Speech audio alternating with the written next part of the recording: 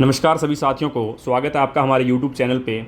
आज अपने चर्चा करने जा रहे हैं 25 जुलाई 2024 वार गुरुवार को जो अभिकल्प इंस्टीट्यूट में आपका पेपर हुआ था रेलवे बैच 2024 के लिए। जो आपके वीकली टेस्ट होते हैं उनमें से आज 25 जुलाई को आपका टेस्ट हुआ है रेलवे बैच 2024 के लिए। तो इस पर आज अपने चर्चा करने जा रहे हैं। देखिए, आपका पहला जो क्लास होती है रेलवे वालों की वो होती है 10 से 10:40 साइंस की पहली क्लास होती है। तो पहले साइंस के 10 प्रश्न हैं, उन पर अपने चर्चा कर लेते हैं।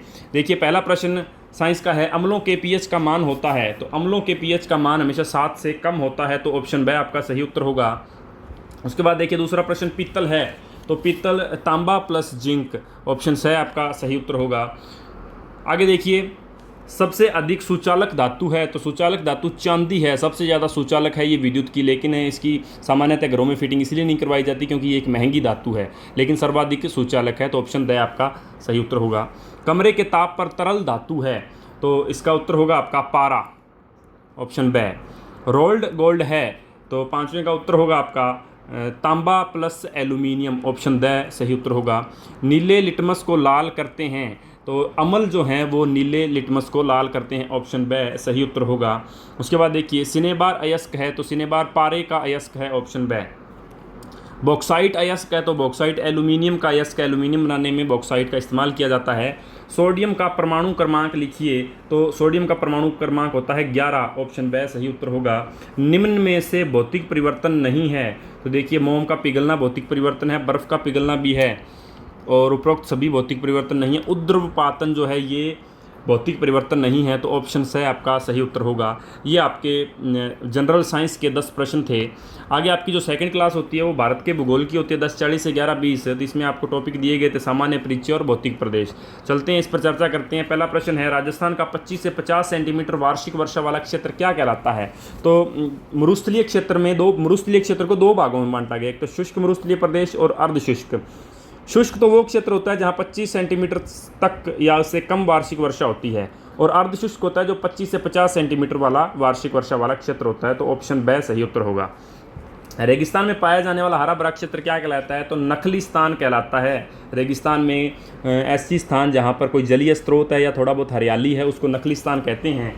आगे देखिए, थार के मरुस्थल की लंबाई कितनी है, तो 640 किलोमीटर लंबाई है। यदि चौड़ाई की बात की जाए तो 300 किलोमीटर चौड़ाई है, लेकिन अपने से लंबाई पूछी गई, ऑप्शन ए। राजस्थान में अर्धशुष्क मरुस्थलीय प्रदेश का क्षेत्रफल कितना है, तो अर्धशुष्क मरुस्थलीय प्रदेश का क्षेत्रफल 75,000 वर्ग किलोमीटर है। देखिए, टोटल मरुस्थल का क्षेत्रफल है वो 1,75,000 वर्ग किलोमीटर है, जिसमें से 1 लाख वर्ग किलोमीटर तो है शुष्क मरुस्थलीय प्रदेश का, और 75,000 वर्ग किलोमीटर है अर्धशुष्क मरुस्थलीय प्रदेश का, तो ऑप्शन से आपका सही उत्तर होगा। हम्मादा क्या है, तो देखिए हम्मादा ये मरुस्थल में पाई जाने वाली एक स्थलाकृति है। चट्टानी मरुस्थल को हम्मादा कहा जाता है। उसके बाद देखिए, किस तटीय मैदान का निर्माण माही व साबरमती नदी की जलोढ़ निक्षेप से हुआ है। तो जैसा कि आप जानते हैं कि माही व साबरमती नदी गुजरात के अंदर बहती हैं, तो गुजरात का जो तटीय मैदान है वो माही व साबरमती नदियां बनाती हैं। तो गुजरात के तटीय मैदान को कहते क्या हैं, तो सौराष्ट्र का तट कहते हैं, तो ऑप्शन से आपका सही उत्तर होगा। कोंकण तट का उत्तरी बिंदु कौन सा है, तो कोंकण तट का उत्तरी बिंदु दमन है। देखिए, यहाँ गुजरात का तट खत्म होता है दमन में, और जो महाराष्ट्र का कोंकण तट है वो शुरू होता है, तो दमन है जो कोंकण तट का उत्तरी बिंदु है। अगर कोंकण तट के दक्षिणी बिंदु की बात की जाए तो गोवा होगा। उसके बाद देखिए, किस तटीय मैदान की बालू का स्तूप युक्त स्थलाकृतियों को टेरिस कहा जाता है। देखिए, जो आपका मालाबार तट है, जो केरल का तट जिसे कहते हैं, केरल के तट को मालाबार का तट कहते हैं, तो यहाँ पर बालू का स्तूप युक्त स्थलाकृतियाँ पाई जाती हैं तटीय मैदान में। उन स्थलाकृतियों को वहाँ टेरिस नाम से संबोधित किया जाता है, तो ऑप्शन ए आपका उत्तर होगा। हल्दिया बंदरगाह किस तट पर है, तो हल्दिया जी पश्चिम बंगाल का बंदरगाह है। पश्चिम बंगाल में मैंने आपको बताया था 2 प्रमुख बड़े बंदरगाह हैं, हल्दिया और कोलकाता। तो जो पश्चिम बंगाल के तट को क्या कहते हैं, तो पश्चिम बंगाल के तट को उत्तरी सरकार तट कहते हैं। तो हल्दिया बंदरगाह कहाँ पर है, तो उत्तरी सरकार तट पर है, ऑप्शन ए। उत्कल तट जो है ये उड़ीसा का तट है। आंध्र प्रदेश तट नाम से स्पष्ट है आंध्र प्रदेश राज्य का। कोरोमंडल ये तमिलनाडु का तट है, और उत्तरी सरकार तट पश्चिम बंगाल का तट। आगे देखिए, कौन सा तटीय मैदान कावेरी नदी के मुहाने पर स्थित है, तो कावेरी नदी के मुहाने पर जो तमिलनाडु है, तमिलनाडु का तट स्थित है, और तमिलनाडु के तट को कोरोमंडल तट कहते हैं। और ये जो इस कोरोमंडल तट की अगर चौड़ाई की बात करें तो इसकी चौड़ाई वैसे तो सामान्यतः 100 किलोमीटर है, लेकिन इस कावेरी नदी के मुहाने पर आकर इसकी चौड़ाई 130 किलोमीटर हो जाती है। तो कावेरी नदी के मुहाने पर कोरोमंडल तट है, या कह सकते हैं तमिलनाडु का तट है। ये आपके 10 प्रश्न थे भारत के भूगोल के। आगे अपने चर्चा करते हैं हैं मैथ के प्रश्नों पर। देखिए पहला प्रश्न है, पहले प्रश्न का आंसर होगा आपका, प्रश्न है 10% चक्रवर्ती ब्याज की दर से 3 वर्ष का चक्रवर्ती ब्याज 6,620 रुपये है तो मिश्रधन ज्ञात कीजिए। इसमें आपका आंसर होगा 26,620, ऑप्शन नंबर ए। दूसरा प्रश्न है, दूसरे प्रश्न का आंसर होगा ब ऑप्शन 4,390। तीसरा प्रश्न है, इसका आंसर होगा द ऑप्शन। चौथा प्रश्न है, चौथे प्रश्न का आंसर होगा ब ऑप्शन 36.1% पी। और 25वां प्रश्न है, 25वें प्रश्न का आंसर होगा आपका ब ऑप्शन 100। और 26वें प्रश्न का आंसर होगा आपका ए ऑप्शन 1200। 27वां प्रश्न है, 27वें प्रश्न का आंसर होगा स ऑप्शन 100। और 28वां प्रश्न जो है, इसमें आपको क्वेश्चन चेंज करवाया गया था, 1/80 की जगह आपको 1/4 करवाया गया था और 1/60 की जगह आपको 1/16 करवाया गया था। ये क्वेश्चन आपको क्लास में चेंज करवा दिया गया था और इसके ऑप्शन भी चेंज करवा दिए गए थे। ऑप्शन ए ऑप्शन आपका जो था वो 1/12 था, ब ऑप्शन जो था वो 1/10 था, स ऑप्शन आपका 1/40 था और द ऑप्शन आपका 1/8 था। ये प्रश्न था 1/4 और 1/16 का माध्य समानुपात ज्ञात करें, तो इसमें आपका उत्तर होगा 1/8, ऑप्शन द सही उत्तर होगा। आगे देखिए 29वां प्रश्न है मैथ का, उसका आंसर होगा आपका ए ऑप्शन 92। और लास्ट मैथ का प्रश्न है 30वां, उसका आंसर होगा आपका ए ऑप्शन 45। तो ये आपके मैथ के 10 प्रश्न थे। आगे अपने बढ़ते हैं तर्क शक्ति मतलब रीजनिंग के प्रश्नों की तरफ, जिसमें आपकी चौथी क्लास होती है 12 से 12:40 और इसमें टॉपिक आपके घड़ी, रक्त संबंध, कैलेंडर, दिशा परीक्षण, कोडिंग, डिकोडिंग थे। तो इसमें देखते हैं पहला प्रश्न। तो इसमें आपके जो प्रश्न हल हैं वो किसी और वीडियो में सर करवाएंगे या क्लास में आपको करवा दिए जाएंगे। इस वीडियो में सिर्फ आपको मैं आंसर बताऊंगा, निशान लगवाऊंगा। देखिए पहला प्रश्न है 31वें प्रश्न का आंसर होगा आपका ऑप्शन स 15 किलोमीटर। 32वां प्रश्न है, 32वें प्रश्न का आंसर भी स ऑप्शन होगा 13 मीटर। और जो 33वां प्रश्न है, 33 में आपको निर्देश दिए गए हैं और निर्देश को देखते हुए इन प्रश्नों का उत्तर देना था। तो 33वें प्रश्न का उत्तर होगा आपका ऑप्शन द 105 किलोमीटर। और 34वें प्रश्न का उत्तर होगा आपका ऑप्शन ए। 35वां प्रश्न है, इसका उत्तर होगा ऑप्शन स उत्तर पूर्व दिशा। यहाँ दिशा पूछा गया था तो उत्तर पूर्व दिशा होगी। 36वां प्रश्न जो है, 36वें प्रश्न का आपका उत्तर होगा ऑप्शन ब उत्तर पूर्व दिशा। और आगे देखिए 37वां प्रश्न जो है, 37वें प्रश्न का ऑप्शन ए ऑप्शन जो है दक्षिण, ये आपका सही उत्तर होगा। और 38वां प्रश्न जो है, 38वें प्रश्न का आंसर होगा ऑप्शन द दक्षिण पश्चिम। 39वां प्रश्न देखिए, 39वें प्रश्न का ऑप्शन द होगा एस। और लास्ट जो आपका रीजनिंग का प्रश्न है 40वां, इसका उत्तर होगा आपका ऑप्शन ए दक्षिण पूर्व। तो ये आपके रीजनिंग के 10 प्रश्नों के आंसर मैंने निशान लगवाए हैं। इसके डिटेल में चर्चा सर क्लास में कर देंगे या एक नई वीडियो अपलोड करेंगे, उसमें आप देख लीजिएगा। आगे देखते हैं भारतीय राज्य व्यवस्था मतलब इंडियन पॉलिटिकल में आपको 10 प्रश्न दिए गए हैं जो आपकी 5वीं क्लास होती है। टॉपिक आपका महान्यायवादी, प्रधानमंत्री, नियंत्रक, महालेखा परीक्षक व लोक सेवा आयोग था। देखिए पहला प्रश्न, राज्यपाल को शपथ कौन दिलाता है? तो राज्यपाल को शपथ संबंधित राज्य का मुख्य न्यायाधीश दिलाता है, ऑप्शन स। राज्यपाल की नियुक्ति संबंधी प्रावधान किस देश से ग्रहण किया गया है? तो भारत ने जो राज्यपाल की नियुक्ति संबंधी प्रावधान है वो कनाडा देश से लिया है, ऑप्शन ए सही उत्तर होगा। अगला प्रश्न देखिए, संविधान द्वारा किस अनुच्छेद के तहत राज्यपाल को क्षमा दान की शक्ति प्रदान की गई है? तो जो राज्यपाल के पास क्षमा दान की शक्ति है वो अनुच्छेद 161 के अंदर है, 161 ऑप्शन द। किसका कथन है राज्यपाल वेतन के आकर्षण का पद है? तो यह कथन विजय लक्ष्मी पंडित ने कहा था, ऑप्शन ब। निम्न में से असत्य कथन को छांटिए। तो देखिए, एक व्यक्ति एक से अधिक राज्यों का राज्यपाल बन सकता है, बिल्कुल सत्य कथन है ये। राज्यपाल राज्य में केंद्र का अभिकर्ता होता है, ये भी सत्य कथन है। और अनुच्छेद 157 में राज्यपाल की पदावधि का उल्लेख है, ये असत्य कथन है। राज्यपाल राज्य का संवैधानिक प्रमुख होता है, ये भी सत्य कथन है। तो अपने इसमें असत्य कथन की पहचान करनी थी, तो जो आपका ऑप्शन स होगा ये सही उत्तर होगा। अनुच्छेद 157 में राज्यपाल की पदावधि का उल्लेख है, ये आपका असत्य कथन है। आगे देखिए, विधान परिषद में 1/6 सदस्यों का मनोनयन राज्यपाल की कौन सी शक्ति है? तो ये आपका है उत्तर, इसका विधायी संबंधी शक्ति है ये राज्यपाल की, ऑप्शन ब। राज्यपाल को अध्यादेश जारी करने की शक्ति किस अनुच्छेद के तहत प्रदान की गई है? तो अनुच्छेद 213 के तहत राज्यपाल अध्यादेश जारी कर सकता है, ऑप्शन ब आपका सही उत्तर होगा। अगला प्रश्न देखते हैं 48वां प्रश्न, 2 या 2 से अधिक राज्यों हेतु संयुक्त लोक सेवा आयोग के अध्यक्ष की नियुक्ति कौन करता है? तो राष्ट्रपति करता है, ऑप्शन ए। और राज्यपाल अपना त्याग पत्र किसे सौंपता है? तो राज्यपाल राष्ट्रपति को अपना त्याग पत्र सौंपता है। राज्यपाल का अभिभाषण कौन तैयार करता है? तो राज्य मंत्रिमंडल तैयार करता है, ऑप्शन द। ये आपके इंडियन पॉलिटिकल के 10 प्रश्न थे। आगे बढ़ते हैं अपने इंडियन इकोनॉमिक्स की तरफ। तो देखिए, भारत की अर्थव्यवस्था, इंडियन इकोनॉमिक्स के 10 प्रश्न। पहला प्रश्न है, भारतीय रिजर्व बैंक का लेखा वर्ष है? तो 1 जुलाई से 30 जून। तो ऑप्शन ए जो है आपका सही उत्तर होगा। 1 रुपये का नोट कौन जारी करता है? तो देखिए, 1 रुपये का नोट वित्त मंत्रालय जारी करता है। इसके अलावा सभी नोट आरबीआई जारी करता है। 1 रुपये का नोट वित्त मंत्रालय जारी करता है, ऑप्शन बी। राष्ट्रीय किसान आयोग की स्थापना कब हुई? तो 2004 में हुई थी, ऑप्शन ए। वर्तमान में एमएसपी के लिए अधिदिष्ट फसलों की संख्या कितनी है? तो इसमें आपका उत्तर होगा 23, A option. Bank note press Dewas किस राज्य में स्थित है? तो ये मध्य प्रदेश के अंदर स्थित है, से ऑप्शन। जीएसटी परिषद का अध्यक्ष कौन होता है? तो देखिए, जीएसटी परिषद का अध्यक्ष जो है केंद्रीय वित्त मंत्री होता है, ऑप्शन ए।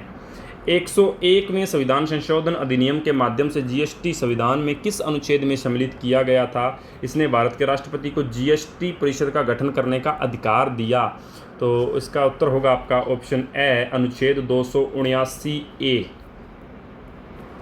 इस समय राष्ट्रीय आय को व्यक्त करने के लिए भारत में किस सन को आधार वर्ष के रूप में प्रयोग में लिया जाता है? तो 2011-12 को प्रयोग में लिया जाता है, ऑप्शन ए। निम्न में से असत्य कथन को पहचानना है। असत्य कथन पहचानना है, कौन सा है? तो देखिए, जीएसटी के द्वारा कर पर की समस्या को रोका जा सकेगा। तो देखिए, ये सही कथन है। और निर्यातों को बढ़ावा मिलता है, ये भी सही कथन है। निर्यातों पर जीएसटी नहीं लगाया जाता, जबकि निर्यातों को आईटीसी दी जाती है, ये भी सही कथन है। तो इसमें आपका कोई भी असत्य कथन नहीं है। तो चौथा ऑप्शन जो है आपका कोई असत्य नहीं है, ये आपका सही उत्तर होगा, ऑप्शन द। तृतीय औद्योगिक नीति कब घोषित हुई? तो तृतीय औद्योगिक नीति 1977 में घोषित हुई, जब जनता पार्टी की सरकार थी और मोरारजी देसाई और चौधरी चरण सिंह जी को प्रधानमंत्री बनाया गया था 1977 में।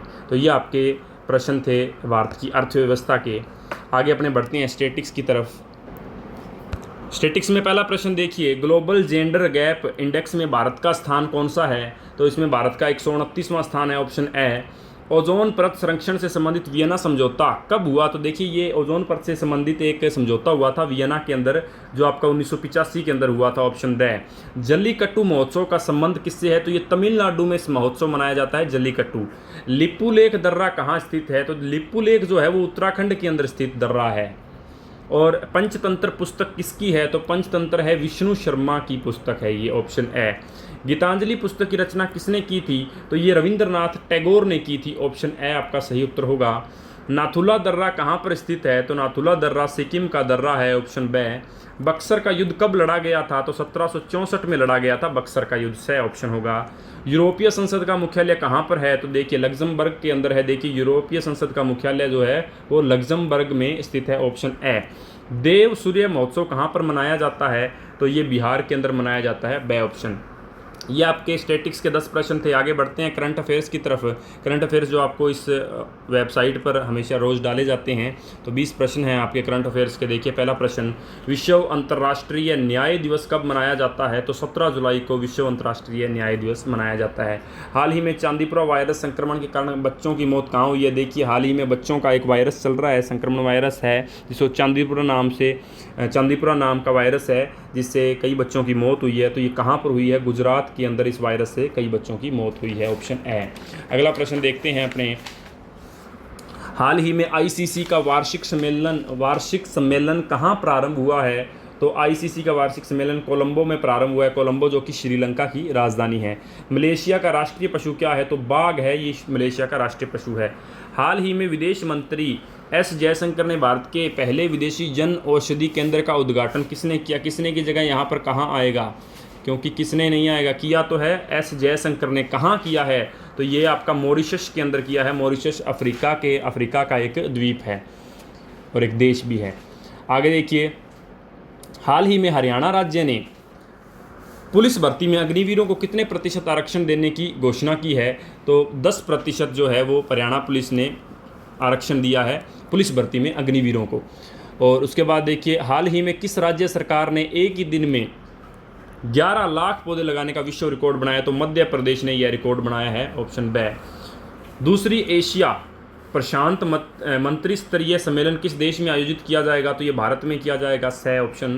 पूर्वी भारत का पहला दिव्यांग विश्वविद्यालय कहाँ खुलेगा, तो ये झारखंड के अंदर खुलेगा, ऑप्शन स। राष्ट्रीय मत्स्य किसान दिवस कब मनाया जाता है, तो 10 जुलाई को मनाया जाता है, द ऑप्शन। पेरिस ओलंपिक में breaking, surfing, sports climbing, skateboarding में कितने नए खेल शामिल किए गए हैं, तो इसमें 4 नए खेल शामिल किए गए हैं, सही ऑप्शन। हाल ही में बाउंस ऑफ जॉय कार्यक्रम किसने प्रारंभ किया है, तो राजस्थान ने प्रारंभ किया है, द ऑप्शन। हाल ही में आर्मी हॉस्पिटल का कमांडेंट लेफ्टिनेंट जनरल किसे नियुक्त किया गया है, तो ये आपका शंकर नारायण को नियुक्त किया गया है, ऑप्शन ब। 84वां प्रश्न देखिए, हाल ही में मानव उपभोग के लिए 16 कीटों के उपयोग की मंजूरी किसने दी है, तो सिंगापुर ने दी है, ऑप्शन द। हाल ही में किसको रूस देश का सर्वोच्च नागरिक सम्मान से सम्मानित किया गया है, तो आपको पता ही होगा, अभी हाल ही में भारत के प्रधानमंत्री श्री नरेंद्र मोदी रूस के दौरे पर गए थे और वहां उन्हें रूस के सर्वोच्च नागरिक सम्मान से सम्मानित किया गया है, तो उत्तर होगा नरेंद्र मोदी। वीरांगना दुर्गावती टाइगर रिजर्व हाल ही में खबरों में रहा, यह किस राज्य में है, तो यह आपका मध्य प्रदेश राज्य में है, ऑप्शन ए। हाल ही में वार्षिक कटारगामा ऐसाला उत्सव किस देश में आयोजित हुआ है, तो ये आपका श्रीलंका के अंदर आयोजित हुआ है, द ऑप्शन। हाल ही में राष्ट्रीय नारकोटिक्स हेल्पलाइन मानस 1933 किस मंत्रालय ने लॉन्च किया है, तो ये गृह मंत्रालय ने लॉन्च किया है, ऑप्शन ब। हाल ही में किस राज्य में लड़का भाऊ योजना शुरू की गई है, तो ये महाराष्ट्र में शुरू की गई योजना है। भारत का प्रथम साहित्य का शहर कौन सा है, तो ये कोझिकोड जो है ये प्रथम साहित्य का शहर है। तो ये आपके आज का जो रेलवे का पेपर हुआ था वो कंप्लीट हो गया है। देखिए, जो आपके वीकली टेस्ट होते हैं, जितने भी गुरुवार के दिन आपके वीकली टेस्ट होता है, जितना भी आपको हफ्ते में करवाया गया है मेट्रो, उसका टेस्ट होता है। तो जो रेलवे बैच के लिए टेस्ट हुआ था उस पर अपने चर्चा कर चुके हैं सभी विषयों पर। उम्मीद है सभी को समझ में आ गया होगा। इसके अलावा यदि आप कोई भी जानकारी चाहते हैं तो हमारे इस नंबर पर संपर्क कर सकते हैं, और जो हमारे टेलीग्राम चैनल से नहीं जुड़े हुए हैं वो अभिकल्प इंस्टीट्यूट टेलीग्राम चैनल से जुड़ जाइए।